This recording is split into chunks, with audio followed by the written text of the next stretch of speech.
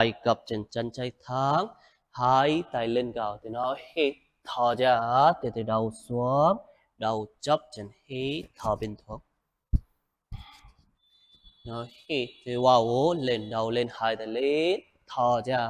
sang phải cập tay sau, mắt nhìn xuống. Thì nó hít thì wow lên hai tay lên, thở ra cập chuột hai tay xuống. Nó hít thì wow lên từ từ từ thở ra sang phải hai tay xuống, đầu xuống, mắt nhìn xuống. Nó hít thì wow lên, thở ra cúi xuống, bend forward slowly từ từ dù đây hít thở bên thuốc dù 1 2 3 4 5 6 hai tay lên thì nó hít thì wow thở ra sang phải hai tay cấp 6 đầu xuống hít thở bên thuốc dù đây 1 2 3 4 5 6 hai tay lên mắt lên thắng thì nó hít thở ra tay chạy xuống mà mình lên cao xoay quái mà mình lên từ từ chân chạy thắng mà mình cao lên nục lên 1 2 slow từ từ 3 4 5 6 từ từ mầm xuống hai tay lên thì nó hít thở ra tay phải xoay tay hai tay đăng thái đầu xuống mắt nhìn xuống hít thở bình thường dù đây đầu chấp chân cô lên 1 2 3 4 5 6 đầu lên hai tay lên mắt nhìn thấp thì nó hít thở ra chân phải cặp chân đầu gối xuống tay phải xuống mà mình lên xoay quay nục lên 1 2 3 4 5 6 từ từ mầm xuống hai tay lên thì nó hít thì wow thở ra tay phải nằm bên chân tay chạy cặp 6 nằm đùi phải mắt nhìn sau đầu lên màu ai chạy nục lên mắt nhìn sau 1 2 3 4 5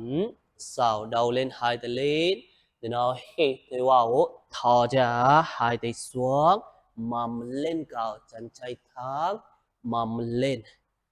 1 2 3 4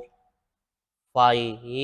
6 từ từ mầm xuống hai tay lên thì nó hít thở ra hai tay xuống từ từ cầm xuống nút xuống mắt nhìn thẳng hít thở bình thường 1 từ từ chân chạy thẳng 2 3 4 5 6 đầu lên hai tay lên thì nó hít thở cho hai tay xuống chân phải thẳng đổi chân slowly từ từ chân chạy cặp trên chân phải thẳng hai tay lên cao thì nó hít thì wow thở ra cặp chuột hai tay xuống đầu chấp chân chân thẳng đầu lên hai tay lên thì nó hít thì wow thở ra sang trái cặp tay sau mắt nhìn xuống từ từ tiếp đầu lên hai tay lên thì nó hít thở ra cúi xuống bên forward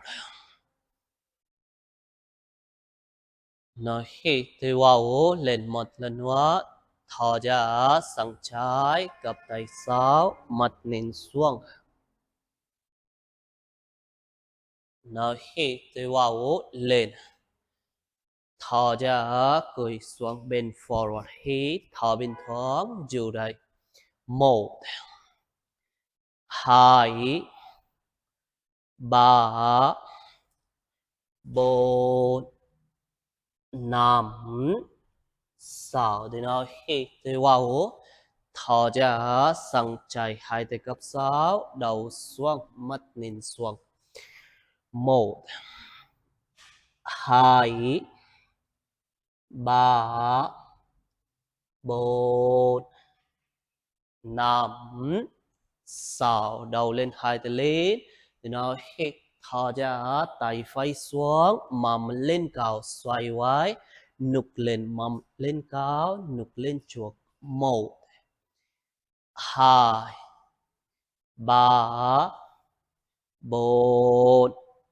5 6 thì mầm xuống hai tay lên thì nó hít thở ra tay chạy xoay tay hai tay đăng tay đầu xuống đầu chấp chân nhá slowly thì cô lên chân phải thẳng đầu xuống đầu chấp chân 1 2 3 4 5 6 thì nó hít thì wow hai tay lên lưng thẳng then slowly chân chạy đầu gối xuống tay chạy xuống mà mình lên xoay vậy cô lên 1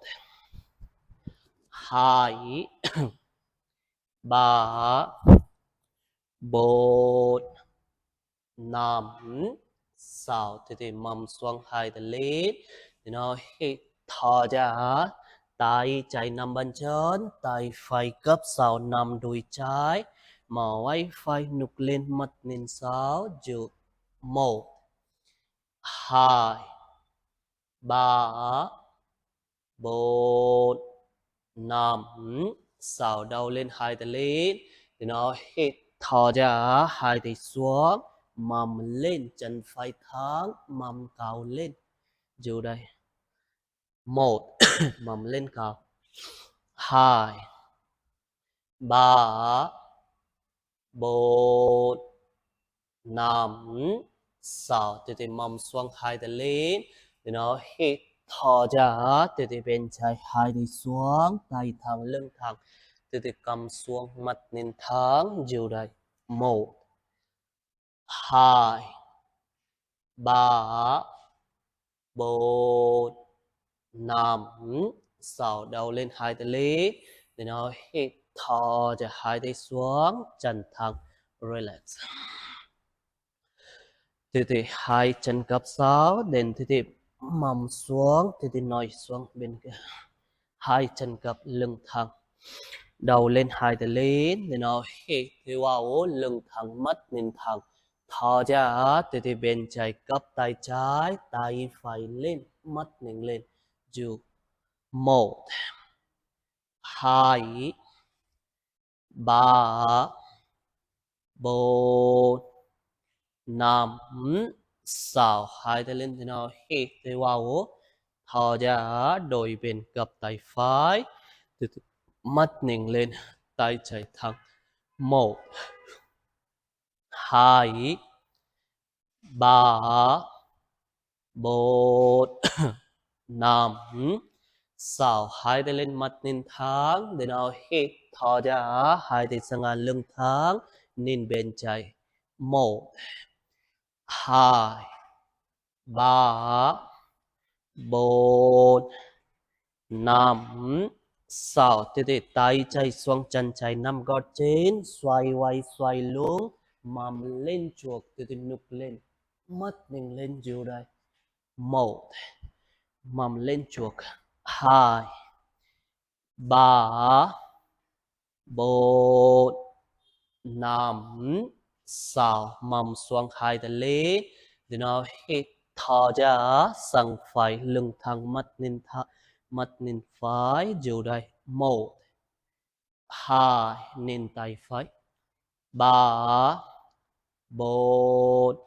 5 6 tay phải xuống chân phải nằm gót trên xoay quay xoay lưng mầm lên chuốc dù đây slowly từ từ tay thẳng 1 2 3 4 5 6 thì nó hít thì wow hai tay lên mầm xuống hai tay chấp tay từ từ tay thẳng mò quay mò lưng trên mắt nhìn thẳng dịu đây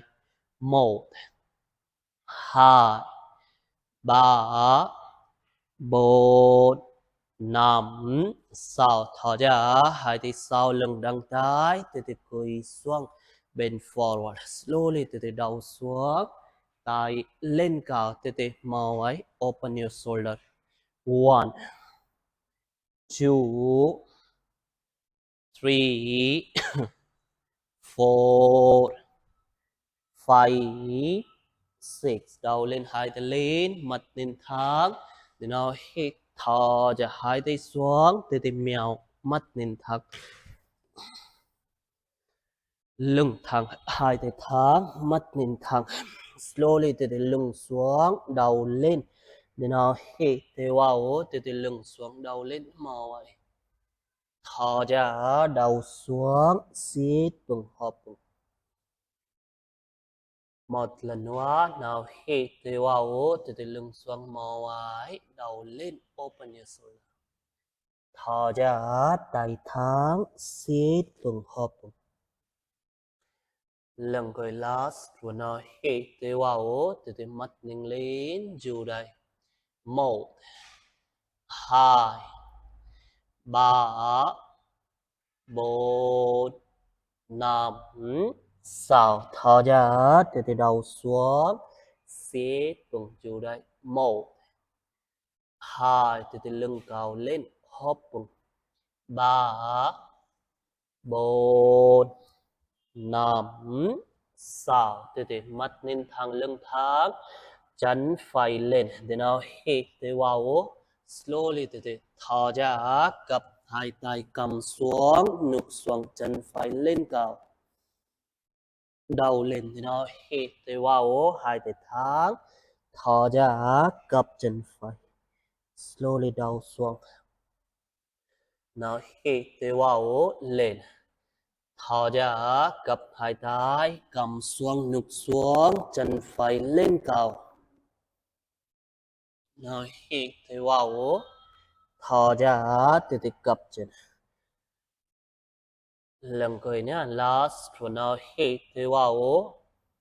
thở ra, từ từ xuống, dù đây, slowly, từ từ chân cao lên, dù. 1, 2, 3, 4,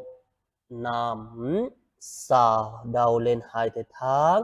Then now hít, thở ra, gập chân. Đầu xuống, đầu chấp chân. 1, 2, 3, 4, 5, 6. Chân phải lên. Then slowly từ từ tay chạy lên, gập chân 6. Dù đây, mắt nhìn thẳng. 1, 2, 3, 4, 5, 6. Nằm cột chân, slowly từ từ kêu chân lên, tay thẳng, mắt nhìn thẳng. 1, 2, 3, 4, 5, 6. Then now hít thở vào, tay thẳng, chân thẳng, thở ra, gập tay trái. Slowly chân trái bàn chân bên trái, chân phải gập chân sau, tay phải lên, mắt nhìn lên, tay thẳng gập chân sau. 1, 2, 3, 4, 5, 6. Tay phải nằm gót trên, kêu chân lên, tay thẳng, chân lên cao, slowly từ từ kêu chân. 1, 2, 3, 4, 5, 6. Kế tay xoang chân xuống, mắt nhìn thẳng, slowly từ từ mèo đôi chân. Thì nó hít thở vào, chân chạy lên, thở ra, gập hai tay cầm xuống, ngực xuống. Thì nó hít thở vào, lên đầu lên tay thẳng, thở ra, gập chân trái, đầu xuống, siết bụng. Nó hít thở vào, lên, thở ra, từ từ gập tay cầm xuống, ngực xuống. Nó hít thở vào, lên, slowly từ từ thở ra, gập chân, hai tay thẳng, siết bụng. Lần cuối last, rồi nào hít thở vào, thò ra từ từ xuống, dù đây slowly trần lên cao, dù 1 2 3 4 5 6 thì nó hít thì wow, thò ra gập chân trái đầu xuống, đầu chấp chân 1 2 3 4 5 6 thì nó hít thì wow, slowly đôi tay phải lên, mặt nhìn thẳng, chân trái cặp chân sau, dù đây 1 2 3 4 5 6 5 gọt chân kéo chân lên, tay thẳng chân lên cao, mắt nhìn thẳng, dù đây 1 2 3 4 5 6 thì nó hít thì wow, tay thẳng chân thẳng, thòจะกับtay phải bên trái nhé, slowly tay trái lên, chân tráiกับsau, mắt nhìn lên dù đây 1 2 3 4 5 6 5 gọt chân chắn lên cao, dù đây slowly từ từ cô lên kêu chân lên 1 2 3 4 5 6 từ từ xuống, em bé để nó hít thở ra, gập chân mông xuống, em bé 1 2 3 4 5 6 từ từ mèo mắt lên thẳng lưng thẳng để nó hít thở ra, mà mình lên đầu từ từ mầm lên đầu xuống, tay thẳng chân thẳng, hít thở bình thường, quên ngược dù 1 2 từ từ cột chân xuống, 3 4 5 6 hai chân đi bộ chuộc, slowly chân sit lên chụp chân, chân thẳng lưng thẳng, hai chân đi bộ chuộc, từ từ hai đi xuống, đầu chấp chân, dù đây sit vững 1 2 3 4 5 6 đầu lên, hai tay lên để nó hít thì wow, mắt nhìn lên, thở ra, hai tay xuống, then slowly từ từ mò bàn chân, chân thẳng lưng thẳng, hai tay